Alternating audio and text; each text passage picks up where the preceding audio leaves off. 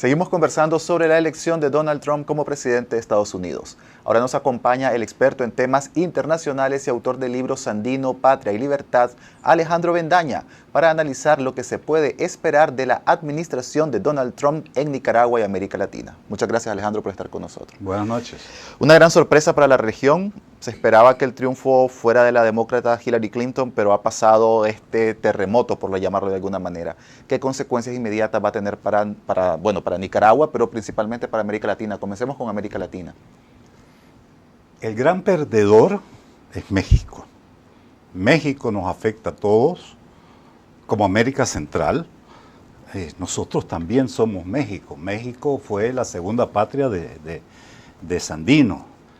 Ese muro que ahora es una realidad política, antes que sea de concreto, nos separa también. Y esa campaña de los quienes triunfaron, tan virulenta, tan racista, tan misógina, pero tan anti-mexicana, que insulta al orgullo de un país noble, de un país hermano, pues también nos afecta a nosotros en nuestra sensibilidad cultural, en nuestra afinidad hispanoamericana. Segundo, lo que él dice sobre México, hay tres cosas. Que va a terminar con el NAFTA, con el Acuerdo de Libre Comercio. Segundo, que los aranceles van a subir, 35%. Es decir, a las exportaciones. Tercero, que él puede afectar las remesas y puede incrementar las deportaciones. Esos 4 puntos nos toca a Centroamérica. Y en parte porque nosotros tenemos también la responsabilidad, porque incorrectamente, desde la época de Bolaños, Nicaragua, hasta la fecha, se enlistó, se apuntó o apostó al esquema librecambista, libre inversión, exportación a Estados Unidos, y ahora viene un señor Trump y dice: voy a cambiarle las reglas del juego. ¿Vayan a explicarle eso a las trabajadoras de las maquilas? Ahora, Trump ayer en su discurso de aceptación del triunfo mantuvo una posición más conciliadora, no tan incendiaria como durante toda la campaña, y él habló de negociaciones, de abrirse a las relaciones internacionales, aunque su prioridad va a ser Estados Unidos, porque yo amo este país. ¿Será que estamos con un lobo que se quiere poner la piel de cordero, o que puede ser un tipo que gobierna de forma pragmática? No, ojalá fuera lo segundo, es decir, que él se acomoda a la realidad de la institucionalidad corporativa del gran capital. Pero recordemos que él se rebeló contra el establishment y ha sido elegido por quienes no han sido la élite dominante, de manera que esto también es un terremoto a lo interno de los Estados Unidos. El peligro no es solo Trump, es el trumpismo. Esas fuerzas sociales que se articularon, lo más retrógrado de Estados Unidos, la imagen tan fuerte, negativa, que se vendió de México y por ende de América Latina, eso ha arraigado en los Estados Unidos. Acuérdate que después del Brexit se dieron incluso ataques sobre los inmigrantes. Es decir, se desatan fuerzas que incluso pueden ser violentas a nivel social, a nivel cultural, a nivel de la discriminación. Todos nosotros como nicaragüenses tenemos parientes y conocidos en Estados Unidos. Te aseguro que hoy amanecieron, aunque sean ciudadanos, poniendo su barba en remojo. Muchos de ellos votaron por Trump. Es cierto, las estadísticas demuestran que la proporción, que en comparación con Obama, hace 8 años votaron más hispanos por él que la proporción de la Hillary. Eso tiene que ver con las falencias de la misma Hillary. Es decir, hubo un voto de protesta.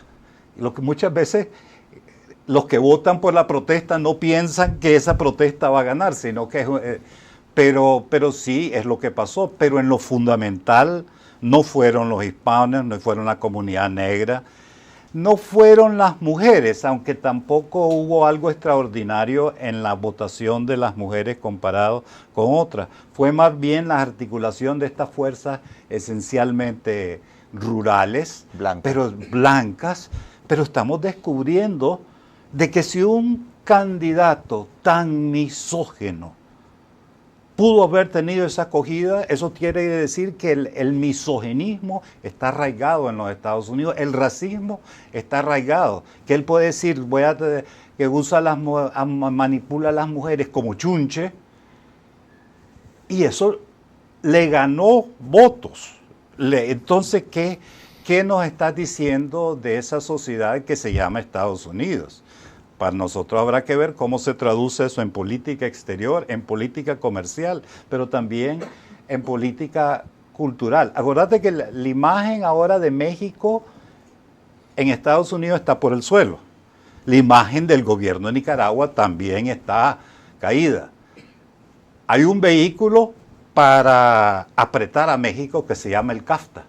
Y hay otro vehículo para apretar a Nicaragua que se llama el NICA Act. Ya vamos a pasar a eso, pero me gustaría que analicemos otro caso específico porque llamó la atención de la prensa mundial y de toda América Latina y que Barack Obama lo vende como uno de sus grandes logros, que es el acercamiento hacia Cuba.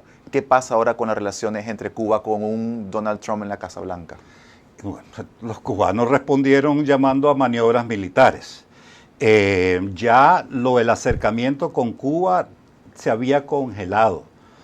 Si lo ves por el lado de la Cámara y el Senado, que es el que tendría que aprobar la efectiva normalización de las relaciones, es decir, terminar el embargo, eso no cambia.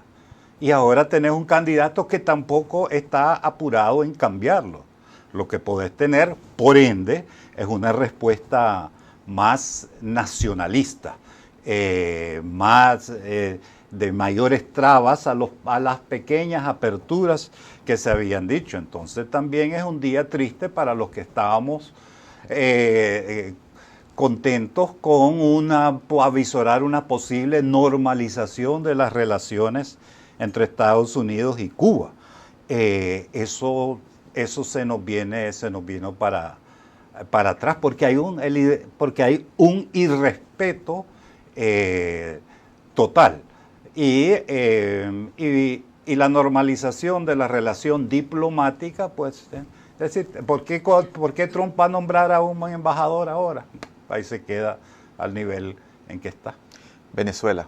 Hay un escenario también ahí bastante virulento, hay una gran crisis profunda que se ha abierto en Venezuela, la oposición sigue exigiendo un revocatorio contra Maduro, Maduro se ha cerrado y Estados Unidos hasta ahora ha tratado de mantener presiones, pero no ha sido contundente sobre su posición con Venezuela. Acordémonos que, entra una nueva administración y se tiene que acomodar en 1000 frentes, de manera que las políticas actuales, en su esencia, continúan. No van a haber reversiones automáticas, aunque aquí nos podemos estar equivocando. De manera que la dinámica actual que lleva, la política es controlada esencialmente desde el Departamento de Estado hacia Maduro. Creo que se va a mantener con la misma línea. Lo que pasa es que, igual hubiera pasado con la Hillary, que en muchos sentidos también a Obama se le percibía como débil. Ahora tanto Trump va a plantear ser más agresivo. ¿Y dónde históricamente es poder demostrar que sos más agresivo si no es en el llamado histórico traspatio? Así es que también barba en remojo y ojalá nuevamente que la institucionalidad, los intereses corporativos y la prudencia de los diplomáticos tradicionales les digan manejemos esto a través de negociaciones, pero no veo un cambio a corto plazo en las políticas actuales. Y en lo que nos toca a nosotros, vos mencionabas el NICA Act que está ahí pendiente de aprobación por parte del Senado. Y además, después de que han ocurrido las elecciones en Nicaragua, en las que oposición dice que hubo una gran abstención, Otros grupos independientes dicen que también fue alta, aunque no del 70%, sino que hablan del 50%, y un Departamento de Estado que se pronunció de forma contundente diciendo que este es un proceso viciado. El pronunciamiento del Departamento de Estado fue duro, aunque no tan duro como el del 2008, si comparás las dos versiones. Cuando congelaron además la cuenta Reto del Milenio. Sí, después hicieron eso y especificaron lo de los préstamos multilaterales. Pero segundo, acordate, la iniciativa esta del NICA Act es bipartidaria, de manera que republicanos, demócratas, eso continúa. Pero ahí volvés nuevamente a los muñequillos y a las contradicciones burocráticas. Al Departamento de Estado no le interesa que el Congreso le esté diciendo cómo manejar la relación con Nicaragua. Pero sí le interesa tener eso ahí, como quien dice, en la bolsa de atrás, como una carta de reserva. Mira, si no haces esto, mira lo que te puede pasar. Y ese es el valor para ellos del NICA Act, porque el daño ya está hecho por lo que ocurrió en las percepciones de los inversionistas. Pero nuevamente, en el peor de los casos, y ojalá que no sea, si Trump quisiera una victoria fácil, de cambio de timón o en las percepciones que tengan a él, Nicaragua podría ser un blanco fácil. Y eso no es más que, con o sin NICA Act, no es más que una llamada del Tesoro a los bancos interamericanos, Banco Mundial. Mira, fíjate que hay pegones en esta solicitud de préstamo.